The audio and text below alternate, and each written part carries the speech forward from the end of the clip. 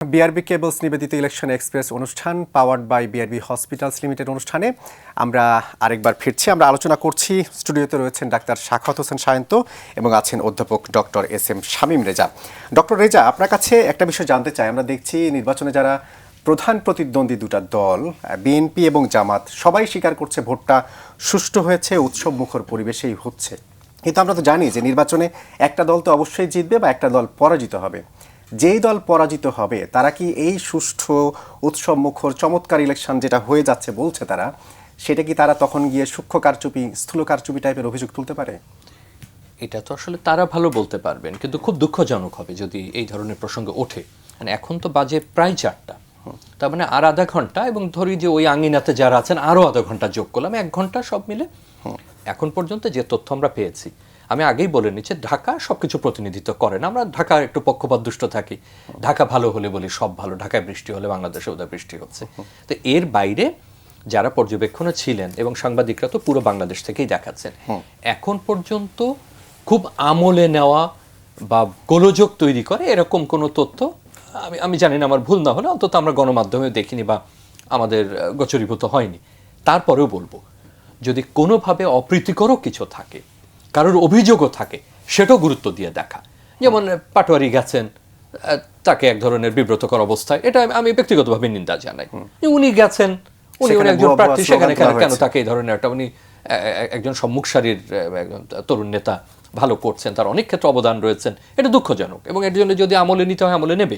এরকম যে কোনো জায়গায় যদি ঘটে সেটা গুরুত্ব দিয়ে দেখা। দ্বিতীয়, এবার সংখ্যালঘিষ্ঠদের নিয়ে অনেক আলোচনা হয়েছে, এবং বিশেষ করে জানেন বাংলাদেশের কোনো কোনো অঞ্চলে এরকম 70-80টা এলাকা বলা যাবে যে যেখানে তাদের একটা বড় বিন্যাস আছে আমাদের অন্যান্য যারা সংখ্যালঘিষ্ঠ ধর্ম প্রান্তিক জনগোষ্ঠীর মানুষের। যেমন ডুমুরিয়ার একটা প্রতিবেদন দেখছিলাম, এবং সেখানে সনাতনী মানুষদের ধর্মাবলম্বী মানুষ যারা ভোটার আছেন তারা গুরুত্বপূর্ণ একটা বিষয় সেখানে। তো এক্ষেত্রে তারা বলছেন যে তেমন কোনো ঘটনা সেখানে ঘটেনি বা কোনো অপ্রীতিকর হয়নি। তারপরেও এই 1 ঘন্টা আমরা অনুরোধ করব, কোনো প্রান্তিক মানুষ, কোনো সংখ্যালঘিষ্ঠ মানুষ, ধর্মের ভিত্তিতে হোক, ভাষার ভিত্তিতে হোক, জাতির ভিত্তিতে হোক, সামান্য যেন কোনো কটু কথার মুখোমুখি না হন, সমস্ত নিরাপত্তা যেন তিনি পান, এটা শেষ 1 ঘন্টা হলেও আমরা আহ্বান জানাবো। এগুলো বিবেচনায় নিতে হবে।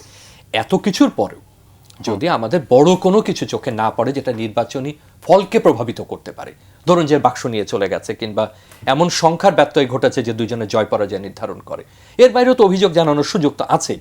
এবং জয় পরাজয় নির্ধারণ না হলেও সেটা অভিযোগ জানানো যেতে পারে, বড় ব্যবধান হলেও জানানো যেতে পারে।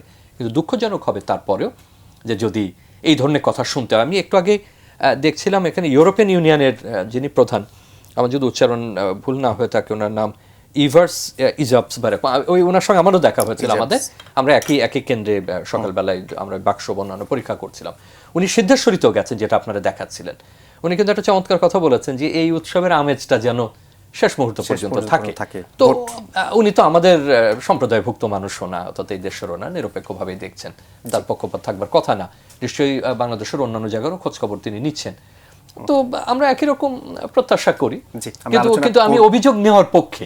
সেটা জয় পরাজয় নির্ধারণে হোক না হোক সেটা বড় কথা না। আমরা আলোচনা আরো করব। আমরা কিছুক্ষণ আগে রাজধানীর আমরা ভোটের চিত্র জানছিলাম মহিবুল্লাহ মুহিবের কাছে। এই পর্যায়ে ঢাকার বাইরের একটি চিত্র জানতে চাই।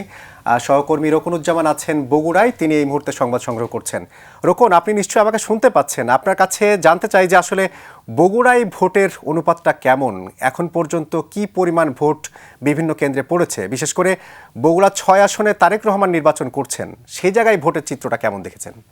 আমি সকাল থেকে প্রথমেই বগুড়া 6 আসনে, অর্থাৎ বগুড়া সদর যেটি, সেই 6 আসনে যেখানে তারেক রহমান এবং তারেক রহমানের সঙ্গে জামাতের প্রার্থী হাবিবুর রহমান প্রতিদ্বন্দ্বিতায় রয়েছেন, সেই আসনের প্রায় 8 থেকে 10টি ভোট কেন্দ্র পরিদর্শন করেছিলাম সেই সকালের দিকে। কিন্তু এইখানে ভোটের পরিবেশ এখন পর্যন্ত যেটা সুষ্ঠু এবং শান্তিপূর্ণভাবে শৃঙ্খলার মধ্যেই হচ্ছে ভোট গ্রহণটা, এবং সকালের দিকে ভোটারদের উপস্থিতিও তেমন লক্ষ্য করা গেছে, বিশেষ করে নারী ভোটারদের উপস্থিতিও লক্ষ্য করা গেছে। সর্বশেষ যেই খবরটা আমরা পাচ্ছি যে এখানে 49% ভোটার ভোট দিয়েছেন, সেটা হচ্ছে 2টা পর্যন্ত, বেলা 2টা পর্যন্ত। তবে 2টার পর থেকে কিন্তু ভোট কেন্দ্রগুলোতে ভোটার উপস্থিতি একটু কম ছিল, যদিও ধারণা করছে যে বিভিন্ন প্রার্থীর এজেন্ট বা পোলিং এজেন্টরা যেহেতু যারা ভোট কেন্দ্রে রয়েছেন তারা যে বিকেলের অংশে আবার হয়তো ভোটারদের উপস্থিতি বের হবে। এরপরে আমি বগুড়া 1 আসনে আমি বর্তমানে রয়েছি, যেটি এইখানে প্রধানভাবে বগুড়া 1 অর্থাৎ সোনাতলা এবং সারিয়াকান্দি, এইটি জানেন যেটি যমুনার পাড়ের একটি আসন। এই আসনে ভোট করছেন কাজী রফিকুল ইসলাম এবং জামাত ইসলামের শাহাবুদ্দিন।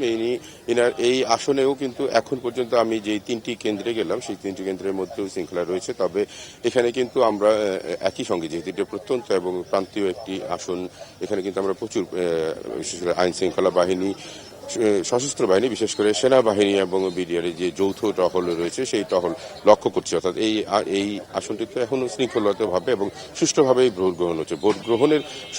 ভোটের অনুপাত যদি বলেন, এখন পর্যন্ত এখানে 49% ভোট পড়েছে এবং আশা করা হচ্ছে যে আরো বাড়বে। ধন্যবাদ রোকন। আমরা কথা বলছিলাম বাংলা ভিশনের বিশেষ প্রতিনিধি রোকনুজ্জামান, যিনি এই মুহূর্তে বগুড়ায় নির্বাচনী খবর সংগ্রহে রয়েছেন। আমরা জানলাম যে বগুড়ায় এখন পর্যন্ত 49% বেশি ভোট পড়েছে। আমরা রাজধানীর চিত্র শুনছিলাম, জনাব মুহিব বলছিলেন সেখানে 50% বেশি ভোট পড়েছে। আমরা যদি ঘড়ির কাঁটায় দেখি, এখনো প্রায় 1.25 ঘন্টা বাকি।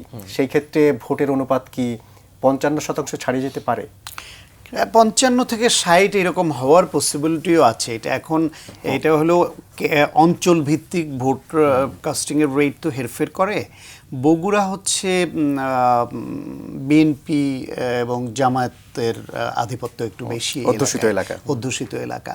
এখানে আওয়ামী লীগের ভোটারের সংখ্যা এমনিতেই কম। বিভিন্ন সময় তারা এমপি নিয়েছে এটা জোর করে বা বিনা ভোটে, কিন্তু সুষ্ঠু নির্বাচনী কখনই ওই অঞ্চলে আওয়ামী লীগ যেতে পারে না। আমার ধারণা যেই অঞ্চলে আওয়ামী লীগের ভোটার সংখ্যা একটু বেশি, সেই অঞ্চলগুলোতে একটু ভোট কাস্টিং রেট একটু কম হতে পারে, কারণ তারা খুবই বেশি ডেডিকেটেড আওয়ামী লীগের কর্মী যারা, তারা পলাতক বা অনেকে যাবে না।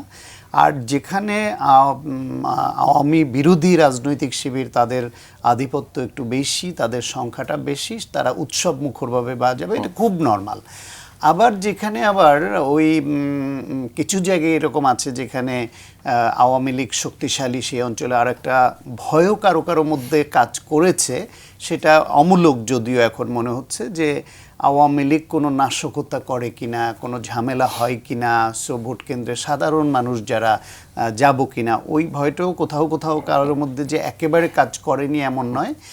সেই কারণে এইটা একটা। আর একটা হচ্ছে জামায়াত এবং বিএনপির মধ্যেও একটু উত্তেজনা কালকে রাতে লক্ষ্য করা গিয়েছিল, যেখানে এই যে টাকা নিয়ে বা বিভিন্ন কারণে জামায়াতের নেতাকর্মীরা ধরা পড়ছিল এবং কোথাও কোথাও একটু বাকবিতণ্ডা বা ধাওয়া পাল্টা দেওয়া টুকটাক হয়েছে, সেটাও একটা প্রভাব বিস্তার করে। তারপরও ওভারঅল আজকে শান্তিপূর্ণ পরিবেশে কোথাও বেশি কোথাও কম এরকম হচ্ছে। তো এই শান্তিপূর্ণ প্রশ্নে একটা বিষয় জানতে চাই, যে আজকে সেনাপ্রধানও ভোট দেওয়ার সময় বলছিলেন সবাই যাতে নির্বিঘ্নে ভোট দিতে পারেন, নির্ভয়ে আপনারা ভোট কেন্দ্রে যান।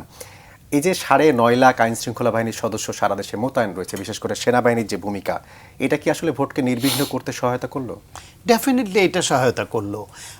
এখন এই নিশ্চয়তাটা আরও আগে থেকে মানুষকে দেয়া হচ্ছিল, কিন্তু মানুষকে নিশ্চিন্ত করতে পারেনি অনেকখানি, আস্থায় আনা যাচ্ছিল না। মানে যদি অস্ত্র উদ্ধার, বিভিন্ন অভিযান, তারপরে যারা রাজনৈতিক দলগুলোর যারা নিয়ম মানছে না, যাদের বিরুদ্ধে অভিযোগ আসছে, এই তৎপরতা যদি আরও বেগবান আরও আগে থেকে করা হতো, তাহলে মানুষের মধ্যে আস্থাটা আরও হয়তো বাড়ত। আজকে যে আশ্বাসটা দিচ্ছেন তারা এবং যেটা বলছেন আমরা মাঠেও তাই দেখছি, এইটা আগে মানুষের আস্থা তৈরি করতে পারেনি তাদের এই আশ্বাসটা নির্বাচনের পূর্ববর্তী দিনগুলোতে, যে কারণে ওইটারও একটা প্রভাব পড়ে। ইভেন সমস্ত কিছুর পরেও আমরা বিরতির সময় আলাপ করছিলাম যে বাংলাদেশে যে ভোটারের মধ্যে আপনার 1 কোটির বেশি ভোটার তো প্রবাসীরা এবার ভোট দিতে পারলেও সেখানে আপনার 4 কোটি 71 লাখ এরকম 5 লাখের কম মাত্র ভোট দিয়ে পাঠিয়েছেন পোস্টাল ভোটে। তার মানে প্রায় 1 কোটি ভোটার তো এমনি মিসিং। একটা অংশ সম্ভবত দেশে এসেও ভোটাধিকার প্রয়োগ করছে, সেটার সংখ্যা খুব কম। তো প্রায় 1 কোটি ভোটার এমনি মিসিং। দ্বিতীয় হলো, এই ভোটার লিস্ট হওয়ার পরে ইতিমধ্যে যারা মৃত্যুবরণ করেছেন তাদের সংখ্যাটা দেখেন। তৃতীয়ত হচ্ছে গিয়ে এই যে সংবাদ মাধ্যম সহ বিভিন্ন মাধ্যমে বা পর্যবেক্ষক হিসেবে যারা কাজ করছে, এর সংখ্যাটা অনেক বড়ই, তারা তো ভোট দিতে পারছেন না। বিভিন্ন জায়গায় কর্মক্ষেত্রের কারণে যারা থাকতে বাধ্য হয়েছেন, আপনার বাসা বাড়ির গৃহকর্মী থেকে শুরু করে, বাসার গার্ড থেকে শুরু করে, আপনার ড্রাইভার থেকে শুরু করে নানান রকমের, তারপরে ছোটোখাটো ব্যবসায়ী, নিত্য প্রয়োজনীয় পণ্যের দোকান যেগুলো, তারা তো আর বন্ধ থাকতে হচ্ছে না, তারা আছেন। এরকম বহু লোক আছেন যারা কর্মক্ষেত্র ছেড়ে নিজের এলাকায় ভোট দিতে যেতেও পারেননি, এরা দিতে পারেন। ফলে বাংলাদেশের যে প্রেক্ষাপট, তাতে নর্মালি যদি হাইয়েস্ট রেসপন্সও হয় ভোটে, ভোট কাস্টিংয়ের ব্যাপারে, তাইলেও এটা 70%-এর উপরে হওয়া মানে অস্বাভাবিক। তো 70% যদি হাইয়েস্ট রেসপন্সের নর্মালি ভোট হওয়াটা স্বাভাবিক হয় যেই দেশে, তার মধ্যে কিছু কিছু ফ্যাক্টর কেন কি কি বিষয়গুলো ভোটকে কমাচ্ছে বলেছি। আর বিশেষ করে আওয়ামী লীগ এবার ভোটে না থাকা, ফলে তাদেরও একটা 5-7% বা 8-10% পর্যন্ত হতে পারে যারা ভোট কেন্দ্রে আসবেন না। তাহলে যদি সেইখানে 55-60% ভোট কাস্টিং হয়, তাহলে তো খুবই লজিক্যাল এবং প্র্যাকটিক্যাল এইটাই মনে হবে। এর থেকে বেশি তো হওয়ার কথাও না। জি, ডক্টর রেজা, আমরা যেটা শুনছিলাম যে একসাথে প্রার্থী নির্বাচনের ভোট হচ্ছে বা একই সাথে গণভোট, দুটি ভোট হওয়ার কারণে অনেকেই বলছিলেন যে ভোট গণনায় হয়তো দীর্ঘ সময় লাগতে পারে। তারেক রহমান একটা শঙ্কার কথা বলছিলেন যে তিনি যেন বলছিলেন যে দ্রুত যেন ফলাফলটা ঘোষণা করা হয়। আপনি তো ভোট নিজেও দিয়েছেন কিংবা পরিদর্শনও করেছেন, পর্যবেক্ষক হিসেবে দেখেছেন, ভোটের যে দুইটা ব্যালট, এটা গণনা করতে কি আসলেই বেশি সময় লাগার কথা? তার আগে ছাত্র সংসদ নির্বাচনের সঙ্গে আমরা যুক্ত ছিলাম, সেখানে আমরা একটা, যদিও তার সঙ্গে এটা আমি তুলনা করছি না, অভিজ্ঞতাটা এই গণনায় কেমন সময় লাগতে পারে এইটার অনুমানে আমাদের কিছু ত্রুটি ছিল।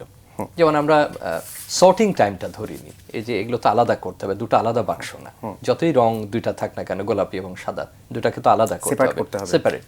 তো ওরকম ওই সময় আমাদের মনে হচ্ছে ছাত্র সংসদ নির্বাচনে যে যারা ভোট দিচ্ছে বাক্সে, এটা যে বিন্যস্ত করতে হবে আলাদাভাবে, এটা যে সাজাতে হবে, যন্ত্র আপনার সবকিছু করে দেবে না, ওই সময়গুলো আমরা যথেষ্ট পরিমাণে তখন হিসাবের মধ্যে আনিনি। ফলে বিভিন্ন ধরনের আমরা এই সময়ের মধ্যে দিয়ে দেবো, অমুক ঘন্টার মধ্যে দিয়ে দেবো। এখানে আমার কাছে যেটা মনে হচ্ছে যে বাক্স তো একটা, অতএব এটাকে দুটো ভাগে ভাগ করতে একটা সময় কিন্তু যাবে। এটা যত কম সময় মনে হচ্ছে এত কম সময় হবে। কিন্তু এটা তো আমরা যে স্থানীয় সরকার নির্বাচন ক্ষেত্রে যেটা দেখেছি, ইউনিয়ন পরিষদ চেয়ারম্যান, মেম্বার, আমরা এটা করে থাকি, আলাদা আলাদা করতে হয়েছে। এখানে যেহেতু একটা গণভোট, তার প্রতি আমাদের বিশেষ একটা মনোযোগ থাকবে।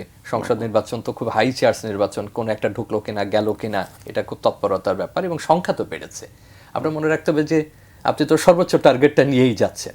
তো যেটা ভালো হবে নির্বাচন কমিশনের জন্য, এই সকালের মধ্যে করে ফেলবো, অমুক টডমর করে ফেলবো, এটা না বলে যে আমরা একটা যৌক্তিক সময়ের মধ্যে এবং আমাদের সর্বোচ্চ যে ক্যাপাসিটি আছে, মানে পসিবল যে যত দ্রুত করা যায়, দ্যাট সেটা কি কি অন্তর্ভুক্ত করবে, এটাকে আলাদা করা, বিন্যস্ত করা এবং গণনা করা, সেটা যত দ্রুততার সাথে করা যায়। যেটা আপনি বললেন যে অভিজ্ঞতা তো আমার আছে, এর আগেও তো আমি এরকম আলাদা আলাদাভাবে করেছি।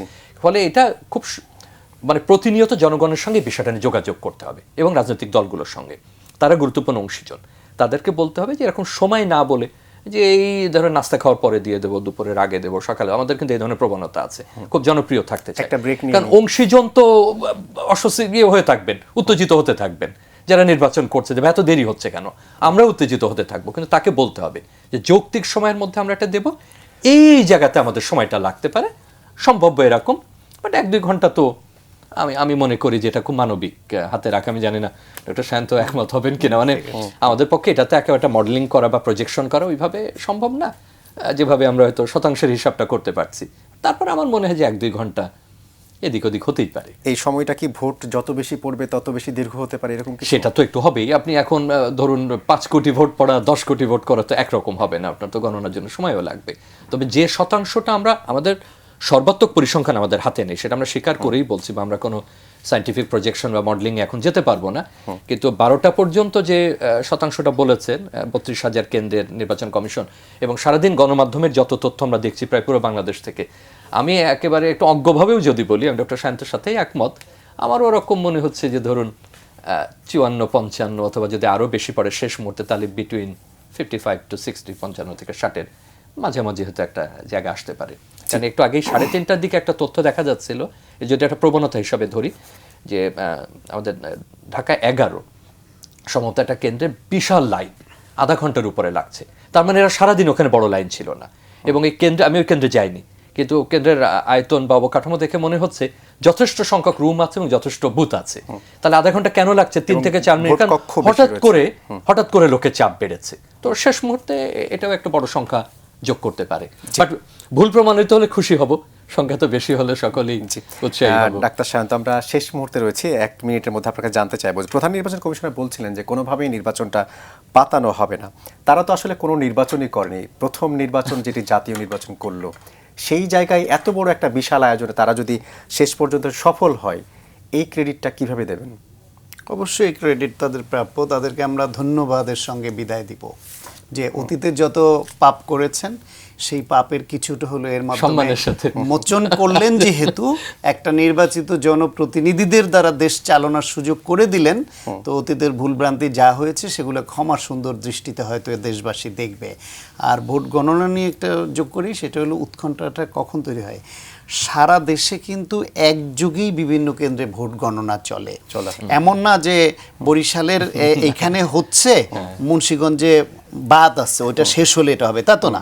শেষ মুহূর্তে চাপ হওয়ার কারণে কোনো সেন্টারে একটু দেরি হতে পারে। না, বলি একযোগে সব জায়গায় ভোট গণনা হয়, মোটামুটি 19-20 রেটে আগায়। যখন দেখা যায় যে আপনি কোনো একটা সেন্টার আসনের প্রতিদ্বন্দ্বী প্রার্থীর মধ্যে ধরেন 187টা কেন্দ্র, আপনি 130 কেন্দ্র, 20 কেন্দ্র বা 90 কেন্দ্রের ঘোষণা করে ফেলেছেন রাত 12টা-11টার মধ্যে, দীর্ঘ সময় এখানে আর কোনো আপডেট নাই।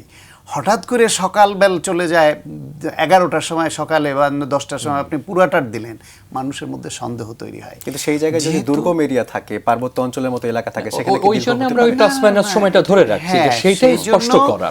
সেজন্য দুর্গম এরিয়া থাকলেও একটা আসনের মধ্যে এই যুগে কত দুর্গম এরিয়া হতে পারে যে অর্ধেক সেন্টার চলে আসলো আপনার, যখন তারপর 10 ঘন্টা চলে যায় আর অর্ধেক আসে না।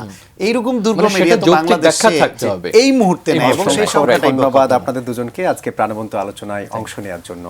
আপনাকেও ধন্যবাদ। দর্শক, বিআরবি কেবলস নিবেদিত ইলেকশন এক্সপ্রেস অনুষ্ঠান পাওয়ার্ড বাই বিআরবি হসপিটালস আপাতত এই পর্যন্তই। পরের অনুষ্ঠান দেখার আমন্ত্রণ রইল 4:30টায়। ভালো থাকবেন সবাই, শুভ বিকেল।